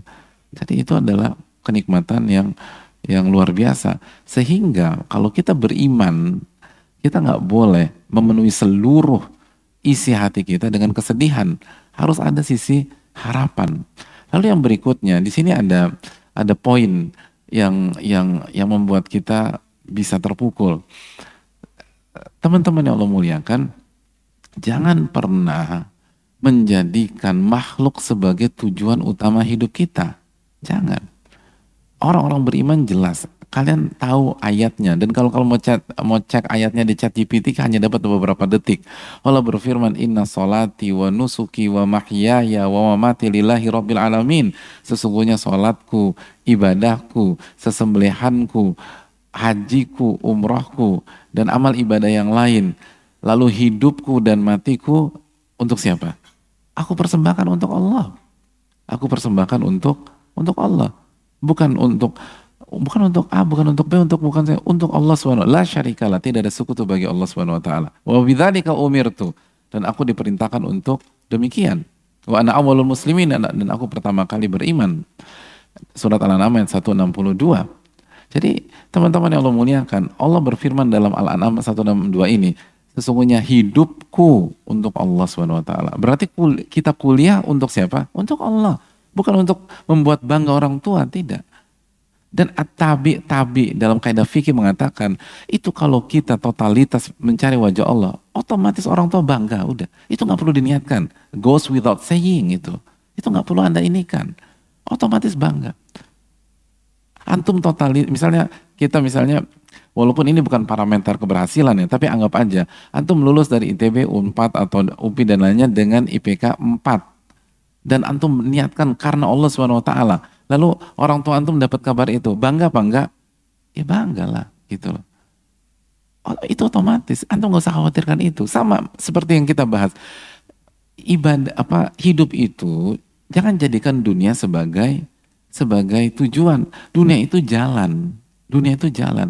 Kalau antum berhasil sampai akhirat, dunia akan dapat biiznillah. Dunia akan dapat. Makanya para ulama itu ada yang kaya dan miskin. Dan Imam Syafi'i rahimahullah mengatakan, ulama yang miskin itu pilihan hidup. Artinya kalau mereka mau kaya, kapanpun mereka bisa, tapi mereka nggak mau. Beda sama kita tuh miskin terpaksa, gitu loh. Udah berjuang segala macam, tetap aja nggak kaya. Ulama itu seperti Imam Ahmad, itu pilihan. Imam Ahmad, orang yang menguasai 1 juta hadits, yang punya critical thinking luar biasa, yang Itu luar biasa. Yang punya madhab tersendiri, itu kalau mau kaya, gampang. Tapi mereka nggak mau. Jadi sekali lagi teman-teman sekalian, jangan jadikan dunia sebagai tujuan. Itulah weakness kita. Itu akar masalah. Itu yang saya katakan tadi, salah satu pondasi lemah. Ketika kita lakukan ini semua untuk ibu, untuk ayah. Jangan salah paham ya. Tapi kan masalahnya di situ. Kalau ibu meninggal gimana? Ada banyak orang nggak punya motivasi begitu ibunya wafat. Kalau ayah meninggal gimana? Banyak orang terpuruk ketika ayahnya wafat dan nggak punya gairah. Gitu. Kita kerja, kita belajar mati-matian agar bisa nikah sama si A, si Mawar, sebut saja Mawar. Tiba-tiba begitu kita lulus, begitu kita mau ujian akhir, Mawar nikah dengan Kamboja, gitu loh. Bisa jadi Mas Kamboja Susanto misalnya, gitu loh. Jadi Mbak Mawar nikah sama kalian, itu blank itu pas ujian, gak ada gunanya lagi gue belajar, gak ada gunanya gue ini. Awalnya mau S2 segala macam, udah gak ada S2, gak ada S3. Kenapa? Karena sekali lagi sangat rapuh. Orang yang tujuannya untuk makhluk sangat rapuh. Begitu, dan makhluk tuh fana, kapanpun bisa nggak ada, bisa hilang, bisa wafat, bisa pergi. Jangan sampai kita kaitkan keberhasilan, kebahagiaan kita kepada mereka. Tapi kalau kita karena Allah, biinilah itu dapat kok. Makanya kan, jadikan dunia itu seperti bayangan kita. Jangan dikejar. Begitu dikejar nggak akan pernah dapat. Tapi begitu kita menjauh dan kita nggak peduli secara hati, dia akan ngikutin kita. Dunia itu bayangan kata para ulama. Jangan dikejar. Sudah sebuah kebodohan kalau kita berusaha mengejar dan menangkap bayangan kita sendiri. Makanya kata Nabi SAW, melakukan nanti dunia hamma farraqallahu syamla. Barang siapa yang dunia menjadi obsesinya, maka Allah akan buat urusannya berantakan. Wa ja'alal faqra baina ainai, dan Allah akan buat dia paranoid terhadap kemiskinan dan kefakiran, ketakutan. Walam ta'ti dunya illa ma kutibalah, dan yang datang kepada dia pun sesuai dengan takdirnya, nggak akan nambah juga. Jadi orang yang jadi ahli dunia nggak akan merubah takdir. Itu poin penting. Kalau kalian mau kuat, kalian harus menjadi anak muda yang bertauhid, lalu orientasi akhirat. Maka semua isu nggak akan bisa menjatuhkan kalian. Itu yang paling penting. Makanya bangun pondasi yang benar gitu loh. Jadi, dan yang terakhir, justru ketika ayah kita wafat, kita harus lebih semangat, bukan kehilangan motivasi. Harus jauh lebih semangat. Kenapa demikian? Karena untuk membackup ayah kita dalam barzakh atau untuk membackup ibu kita di alam barzakh adalah anak yang soleh. Idza mata ibnu Adam in qata amalu, kata Nabi SAW. Jika anak Adam itu meninggal, maka seluruh amalnya terputus kecuali 3 hal. Shadaqatun jariyah, sedekah yang mengalir, wa ilmun yuntafa'u bihi, ilmu yang bermanfaat, dan yang ketiga waladun sholih yad'ulah, anak yang soleh yang senantiasa berdoa dan beribadah untuk Allah sehingga pahalanya sampai ke orang tua. Jadi begitu orang tua kita meninggal, salah satu orang tua meninggal, menjadi anak yang soleh sudah hal yang nggak bisa dinego lagi gitu loh. Tanggung jawab kita ekstra. Kalau dulu hanya untuk kita pribadi, sekarang untuk orang tua kita juga. Karena dengan kita menjadi anak soleh, ketika kita sholat, orang tua kita dapat pahala sholat kita. Kita puasa, orang tua kita dapat pahala puasa kita. Kita zikir, orang tua kita dapat pahala zikir kita. Kita bermanfaat, lalu kita gunakan itu untuk masyarakat, untuk bangsa, untuk umat, maka orang tua kita dapat pahala tersebut. Jadi kita harus lebih extra miles lagi dalam berjuang, bukan kehilangan motivasi. Kenapa? Karena pada dasarnya kita lakukan ini untuk Allah Subhanahu wa taala, dan Allah nggak akan mati, Allah nggak akan tinggalkan kita. Lalu Allah membuat sebuah rules, membuat sebuah kebijakan bahwa kalau Anda anak yang soleh, apapun yang Anda kerjakan, pahalanya sampai ke orang tua. Karena para ulama mengatakan, diksi doa dalam hadis yang sangat familiar, anak yang soleh yang mendoakan orang tuanya, itu bermakna doa dan ibadah-ibadah yang lain, bukan hanya doa. Doa dalam hadis itu hanya sampel atau perwakilan dari ibadah-ibadah yang lain. Jadi semua ibadah yang dilakukan anak yang soleh itu sampai ke orang tua. Jadi harus lebih semangat, harus lebih merasa punya tanggung jawab gitu loh. Itu poin. Dan yang berikutnya, gini loh teman-teman sekalian. Pada saat kita kuliah, lalu kita berpisah dengan orang tua kita nangis apa enggak? Teman atau yang cowok-cowok lah khususnya, nangis apa enggak? Pisah dari orang tua, nangis? Oke, nangis. Oke, nggak apa-apa, bagus. Oh, saya nggak nangis dulu ya. Tapi bukan berarti saya lebih baik daripada teman-teman. Teman-teman jauh lebih baik lah daripada saya gitu. Hatinya berarti lebih lembut. Saya pikir saya punya teman di sini, ternyata enggak. Nah, tapi nangisnya itu benar-benar terpukul hancur apa nangis yang terukur? Nangis kenapa? Karena kita punya keyakinan ini perpisahan sementara dan kita akan ketemu lagi. Kalau itu perpisahan selama-lamanya, mungkin kita nggak nangis kejar habis-habisan. Nah, konsep ini kan sama. Ketika orang tua kita wafat duluan, ini perpisahan selama-lamanya atau perpisahan sementara? Sementara. Makanya itu tadi, kalau pondasi kita terhadap iman kepada akhirat itu solid, kita akan sedih, tapi kita nggak akan hancur. Karena kita yakin bahwa kita akan ketemu lagi dengan mereka di surga jika kita meninggal di atas iman dan tauhid kepada Allah SWT. Itu poin. Jadi kalian akan solidnya luar biasa. Apapun ujian yang Allah kasih nggak akan membuat kalian terpukul dan jatuh dan akhirnya berhenti. Kalian akan sakit, tapi sakit itu wajar. Dan sakit kalian pun akan menggugurkan dosa dan akan membuat kalian lebih tough, lebih kuat, lebih baik. Dan kalian akan terus berjalan, itu poin. Wallahu ta'ala bisawab, mungkin itu. Assalamualaikum warahmatullahi wabarakatuh. Waalaikumsalam warahmatullahi wabarakatuh. Semoga Allah merahmati para ulama, ustadz beserta keluarga. Izin bertanya Ustadz, amin wa iyyakum, semoga begitu dengan yang bertanya dan kita semua. Izin bertanya Ustadz, dalam perkara duniawi saya saat ini sedang mengalami krisis identitas.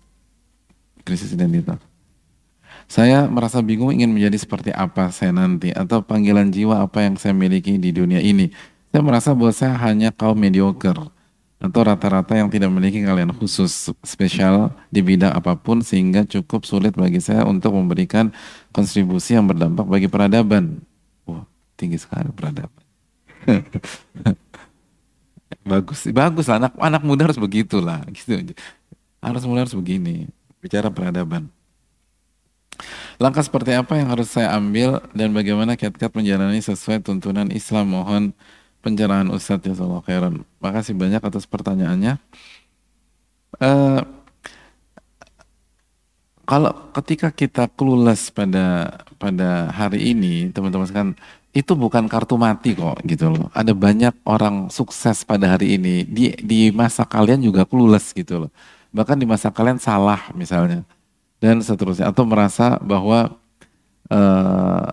saya salah langkah dan seterusnya. Jadi teman-teman sekalian, itu bukan harusnya bukan kendala yang berarti. Karena sekali lagi banyak orang ngalamin itu. Bahkan kalau jangankan kita bicara ulama atau ahli akhirat, bahkan sebagian ahli dunia pun juga demikian. Kan demikian. Ada yang kalian pasti tahu, misalnya Satya Nadella, CEO-nya siapa? Microsoft gitu loh. Kan kalau nggak salah dia pernah merasa dia fakultas apa? Komputer kalau nggak salah, sama elektro ya. Waktu dia merasa terjebak dalam bidang teknik karena dia tuh ingin jadi apa? Atlet kriket gitu loh. Atau ngerti kriket nggak? Atau ya kriket. Nah, gitu loh. Tapi ternyata justru keahliannya yang membuat dia jadi CEO Microsoft, itu poin. Itu salah satu contoh lah. Ya, kalian tahu Jack Ma lah, gimana Jack Ma katanya daftar di Harvard nggak diterima seterusnya, bahkan daftar di Kentucky nggak diterima, hadirin gitu. Tapi akhirnya Alibaba gitu. Jadi artinya gini loh, clueless di usia kalian itu jelas bukan jalan buntu gitu loh. Jelas bukan kartu mati. Bahkan jangankan clueless, kalian gagal separah-parahnya aja, no issue gitu loh. Nelson Mandela itu di penjara berapa lama teman-teman? More or less itu 27 tahun. Dari tahun berapa dia penjara tuh? 62 kalau nggak salah. 62 sampai tahun 90 gitu loh. Kira-kira orang di penjara di atas 10 tahun, ada yang pernah berpikir dia akan jadi presiden Afrika Selatan? Gak ada, dia pikir karirnya tamat, tapi ternyata jadi presiden. Gitu loh. Suka miskin, ini Bandung kan suka miskin nih, gitu loh. Loh ya benar, suka miskin. Kita tahu bahwa Bung Karno pernah tinggal di sana nggak? Pernah, berapa? Kurang lagi 2 tahun. Kurang lebih 2 tahun. Orang berpikir mungkin kalau kita hidup di, kalau nggak salah itu kan di tahun 1930 ya, 30-an. Kalau antum anak tahun 1930-an, itu mungkin pikir nggak mungkin lah Soekarno jadi presiden, di penjara dia karirnya selesai. Tapi ternyata presiden. Jadi sekali lagi, contoh tuh banyak banget, sangat banyak. Kita tahu bagaimana Khalid bin Walid di perang Uhud, salah satu pihak yang harus bertanggung jawab terhadap banyaknya korban umat Islam di perang Uhud. Tapi Fatu Mekah berubah peta gitu loh. Beliau masuk Islam dan beliau menjadi salah satu panglima andalan Rasulullah SAW. Padahal sebelumnya berlumuran darah dari korban-korban yang beliau eksekusi dan seterusnya. Hidup tuh nggak boleh dilihat sebagai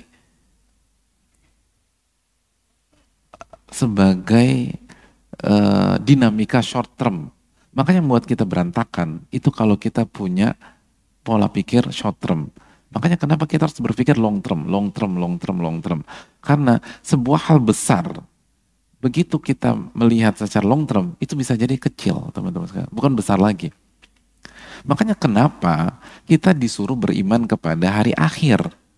Karena orang yang beriman kepada hari akhir, rukun iman yang keberapa? Kelima, itu berarti dia dididik untuk punya pola pikir long term. Kenapa? Makanya kenapa dinamakan Yomul Akhir? Karena itu paling mentok gitu loh, paling jauh. Gak ada long term lebih jauh daripada hari kiamat gitu loh. Gak ada. Itu udah paling mentok. Nah, salah satu hikmah kenapa kita disuruh beriman dengan hari akhir untuk memperkuat mentalitas kita dan membuat kita bahagia dalam hidup. Karena begitu bicara long term aman gitu. Aman. Kan itu demikian. Jadi sekali lagi, jangan pernah kehilangan harapan dan optimisme. Yang kedua, gini loh teman-teman, kita itu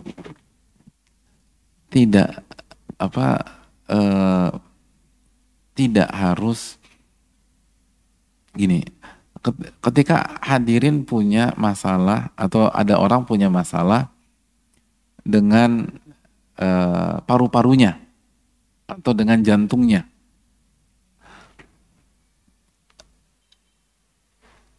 akan jadi masalah besar ketika dia berusaha menyelesaikan masalah paru-parunya dengan pola pikirnya sendiri. Ketika dia menjadi mahasiswa teknik industri, ya nggak sih? Gitu loh. Antum teknik industri atau teknik fisika punya masalah paru-paru, clueless nggak? Clueless. Yang jadi masalah kalau antum menyelesaikan itu dengan pola pikir logika antum sendiri. Tapi kalau antum didukung dan ditolong sama dokter terbaik di Asia Pasifik misalnya, peta akan berubah.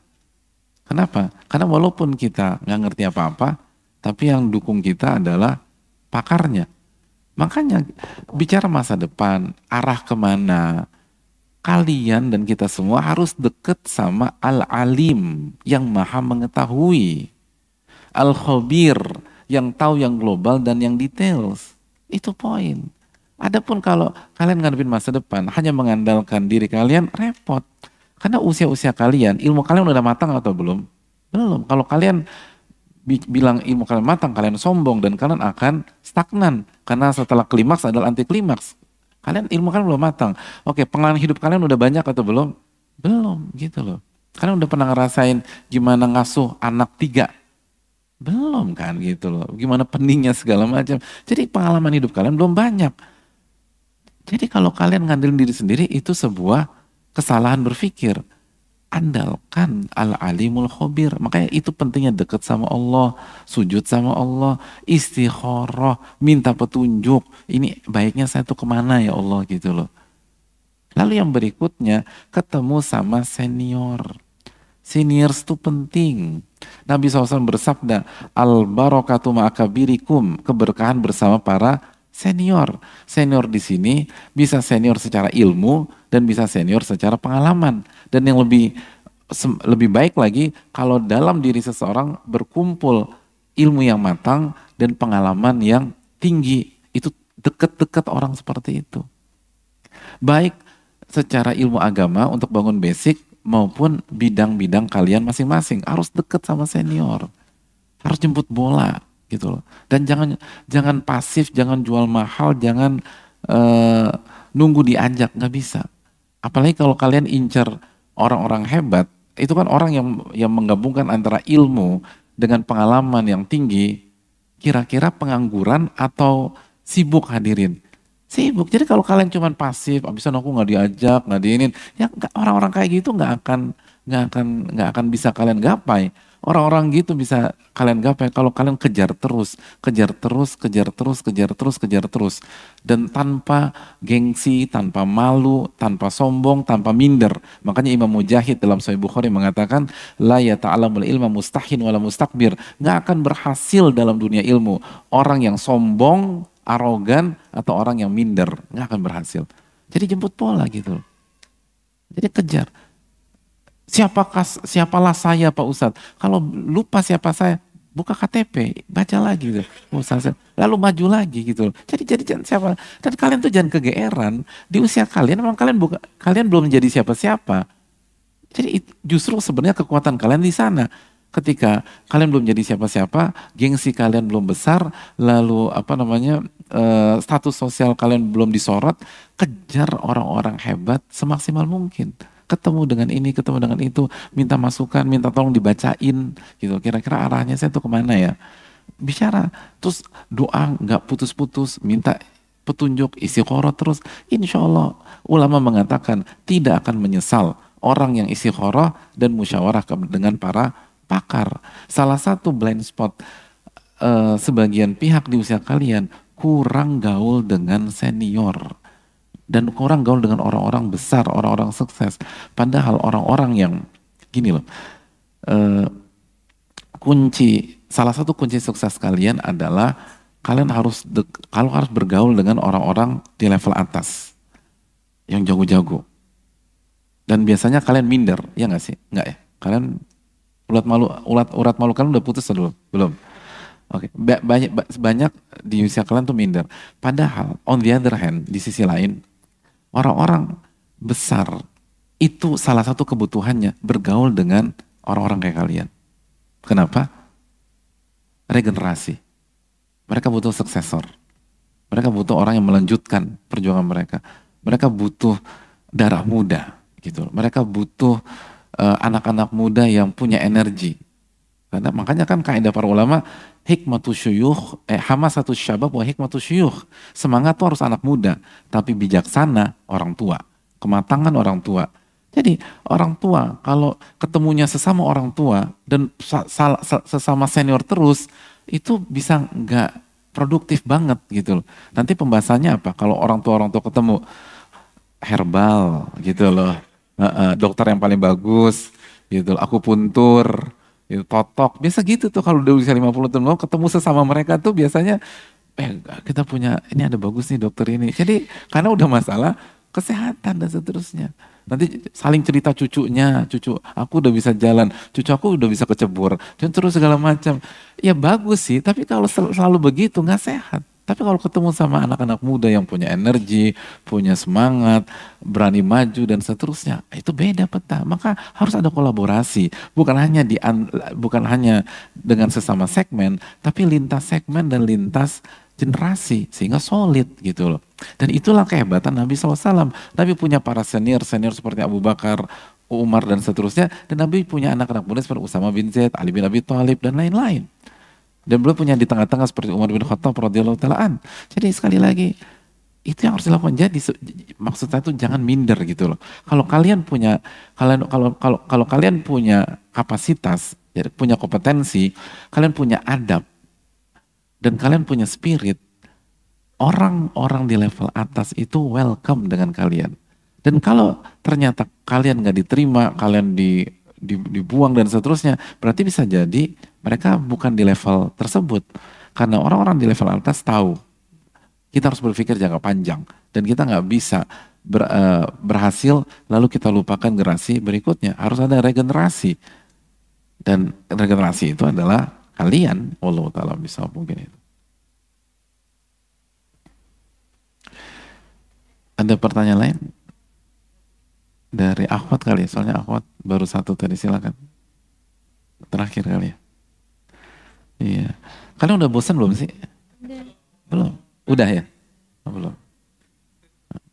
Udah capek? Kok saya udah ya? Saya kan dari Jakarta, tapi enggak. Sama kalian tuh jadi semangat lagi.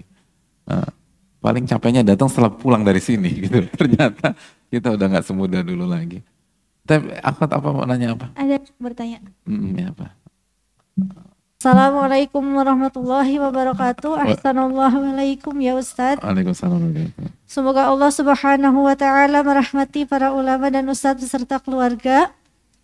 Bagaimana agar tidak membanding-bandingkan hidup dengan yang kebahagiaan dunianya di atas kita, dan agar tetap fokus menjadi pribadi yang lebih baik dari diri sendiri di masa lampau, bukan berlomba dengan orang lain. Saya calon mahasiswa baru D1 Usuluddin di Markas Nurus Sunnah dan juga single parent satu anak. Sering berpikiran ingin segera menikah dengan calon ta'aruf, tapi qadarullah masih terkendala finance. Apakah ini termasuk quarter life crisis dan bagaimana solusinya? Dan terakhir, apakah nikah itu solusi untuk saya yang kadang atau bahkan sering iri dengan teman yang rumah tangganya baik-baik saja? Jazakumullahu khairan wa barakallahu fikum Ustaz. Terima kasih banyak. Insya Allah solusinya gampang. Ini ada di hadapan saya semua solusinya nih. Ini solusi nih loh. Selesai masalah, alhamdulillah. Pertanyaan husnul khotimah. Oke, agak serius dikit ya. Yang pertama, gini loh teman-teman sekalian, ini pentingnya iman dan pentingnya tauhid itu di sini. Dan pondasi lagi-lagi bahwa kita itu akan dinilai oleh Allah Subhanahu wa taala dengan apa yang Allah kasih ke kita, bukan dengan apa yang Allah kasih ke pihak lain. Jadi kita akan diukur dengan penggaris kita sendiri, bukan penggaris orang lain. Yang membuat kita fragile, ringkih, dan sering kena mental illness adalah kita mengukur diri kita dengan penggaris orang lain. Makanya lagi-lagi pentingnya tauhid. Yang berhak menilai kita hanya Allah Subhanahu wa taala. Dan dengan konsep yang Allah tetapkan, bukan dinilai sama si A, bukan si B, si C, dan seterusnya. Jadi itu yang perlu kita camkan. Dan kita dinilai dengan penggaris kita, bukan penggaris orang lain. Karena begitu kita dinilai dengan penggaris orang lain, maka kesimpulannya hidup nggak adil. Ya jelas lah, ada sebagian orang itu lahir udah punya rumah, gitu loh. Dan ada banyak pihak yang sampai dia meninggal nggak punya rumah sama sekali, padahal dia pekerja keras dan seterusnya. Maka dari situ lahir konsep hidup tuh nggak adil. Enggak, Allah itu ahkamul hakimin. Allah itu yang maha bijak dalam memutuskan. Tolak ukurnya bukan penggaris orang lain dan bukan pencapaian orang lain. Tolak ukurnya adalah diri kita. Itu yang pertama. Yang kedua, kebahagiaan itu bukan tentang meraih materi. Kebahagiaan itu adalah tentang suasana hati.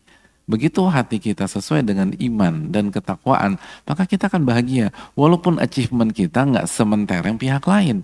Dan sebaliknya, orang yang pencapaiannya, achievementnya terlihat begitu mentereng, belum tentu bahagia. Dan belum tentu sebahagia orang-orang yang jauh lebih miskin, jauh lebih nggak punya, dan jauh lebih sederhana daripada mereka. Itu kehidupan, teman-teman sekalian. Kehidupan itu demikian. Makanya kan jangan tertipu. Allah udah wanti-wanti di dalam Al-Quran. Wa mal hayatud dunya illa mataul ghurur. Tidaklah kehidupan dunia kecuali perhiasan yang menipu gitu loh. Jadi jangan salah baca. Kita dinilai dengan diri kita. Jadi kita nggak perlu membanding-bandingkan. Nggak perlu membanding-bandingkan pihak lain. Karena begitu kita masuk ke dalam dunia perbandingan, capek kita. Karena jelas kecerdasan itu beda. Opportunity itu beda. Lalu kesempatan beda tadi. Lalu kekayaan beda. Lalu kondisi orang tua jelas beda. Yang satu di kampung, satu di rumah beda. Itu kalau kita bicara NKRI, kita belum bicara yang satu dilahirkan di negara yang aman seperti Indonesia dengan satu dilahirkan di negara konflik beda. Dan mereka nggak pernah minta dilahirkan di sana. Jadi kalau kita berbicara membanding-bandingkan A dan B, kita masuk ke ranah yang begitu membuat hati kita capek dan kita rentan dan ringkih dalam menjalani kehidupan. Gak ada yang suruh demikian. Jadi yang perlu orang yang Allah kasih kecerdasan, anggap aja dia 1 to 10 misalnya di angka 5, maka Allah hanya tuntut sampai 5. Orang yang Allah kasih kecerdasan 9, Allah tuntut sampai 9 dan hisapnya sampai 9. Dan yang kecerdasannya 5, tidak akan Allah hisap dan tuntut di angka 9, bahkan gak akan dituntut di angka 5,1. Dia maksimum 5.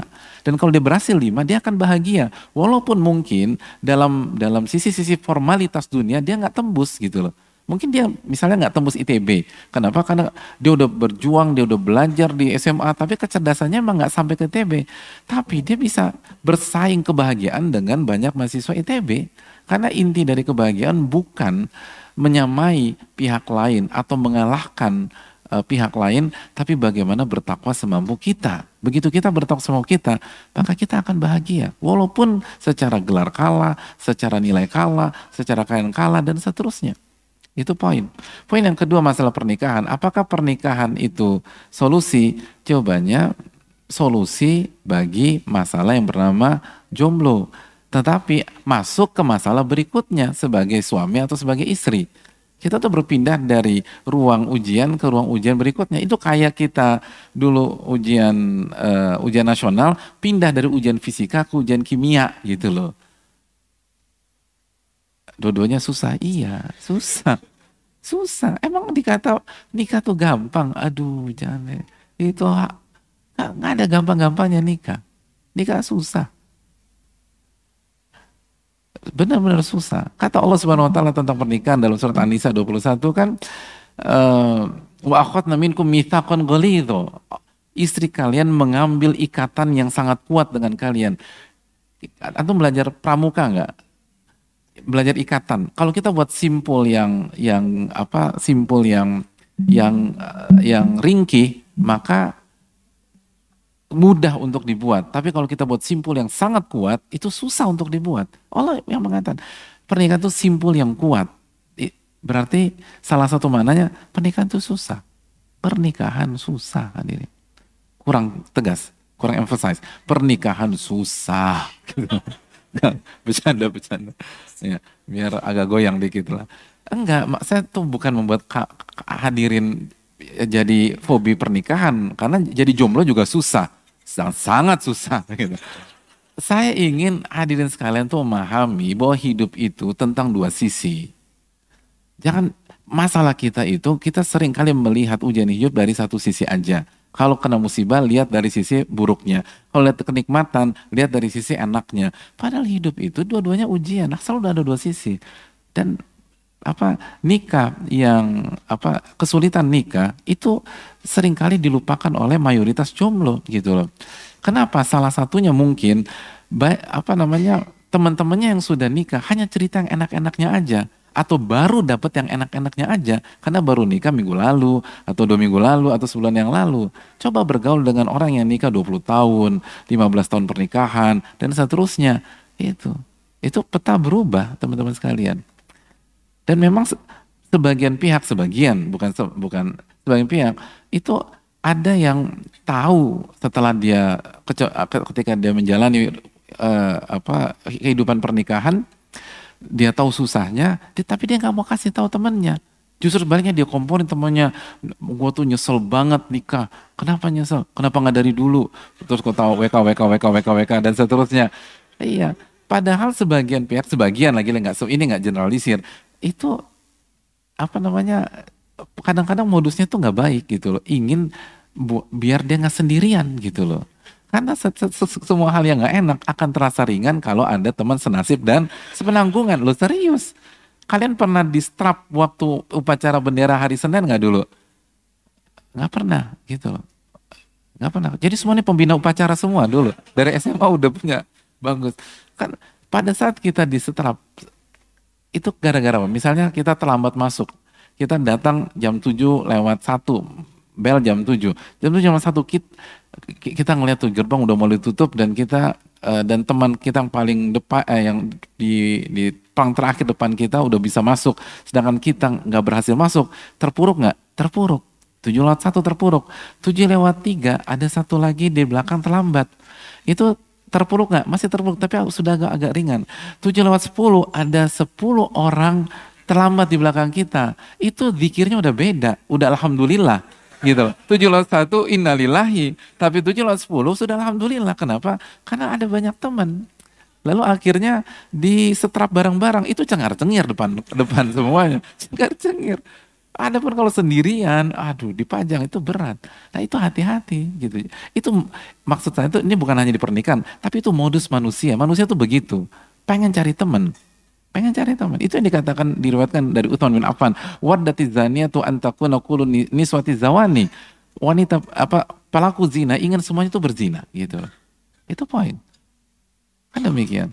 Pejudi itu pengen semua orang berjudi. Karena kalau cuma sendirian, dia mau gimana mau judinya gitu loh. Gak bisa. Pelaku gibah ingin semua orang bergibah. Karena kalau dia tetap nekat gibah sendiri, dia diruqyah. Dia gila ini loh, ngomong sendiri itu loh. Jadi sekali lagi teman-teman yang Allah muliakan, tren sesuatu yang gak menyenangkan tuh enak kalau bareng-bareng. Jadi sekali lagi, nikah itu berat, maka butuh persiapan. Tapi bisa jadi nikah itu adalah solusi bagi kita-kita yang ingin ingin berhasil dalam kehidupan, dengan syarat nikah itu bukan tentang keinginan, tapi tentang kebutuhan. Sebenarnya nikah itu sama dengan hampir semua masalah kehidupan. War-nya itu, perangnya itu kan antara need and want kan gitu kan. Kebutuhan dan keinginan, selalu begitu. Dimana apa kita mau belanja, need and want. Kita mau ini, atau kita ingin melanjutkan studi kan juga demikian. Ya di dalam nikah, jujur nggak kita bahwa itu yang kita butuhkan. Dan ketika kita memilih yang kita butuhkan, bukan yang kita inginkan. Dan ini tricky partnya. Makanya Islam tidak merekomendasi hubungan sebelum pernikahan. Karena begitu Anda melakukan hubungan sebelum pernikahan, walaupun tidak sampai hubungan intim, na'udzubillah min dzalik, tapi begitu Anda lakukan hubungan interaksi sebelum pernikahan, maka Anda susah untuk objektif. Karena kata para ulama, al-hubbu yu'mik, love is blind gitu loh. Cinta itu buta. Begitu kita membangun sebuah hubungan sebelum pernikahan, maka kita nggak bisa objektif. Dan itu bahaya besar. Karena kita ambil sebuah keputusan, salah satu keputusan terbesar hidup kita. Pernikahan keputusan yang sangat besar, khususnya bagi kita semua dan bagi perempuan. Tapi dalam kondisi buta dan tidak bisa objektif, itu bahaya besar. Sangat bahaya. Sangat bahaya. Dan itu yang seringkali terjadi. Akhirnya yang dipilih adalah yang disukai, padahal belum tentu itu kebutuhan dia untuk jangka panjang. Akhirnya begitu mabuk cintanya hilang, ditelan dengan masalah, dinamika, dan polemik rumah tangga, akhirnya getting divorced. Dan itu yang terjadi di banyak kasus. Jadi nikah benar asal ikhlas dan niatnya benar, lalu kebutuhan. Makanya kata para ulama fikih, sunnah li muhtajin mutikin lil uhab.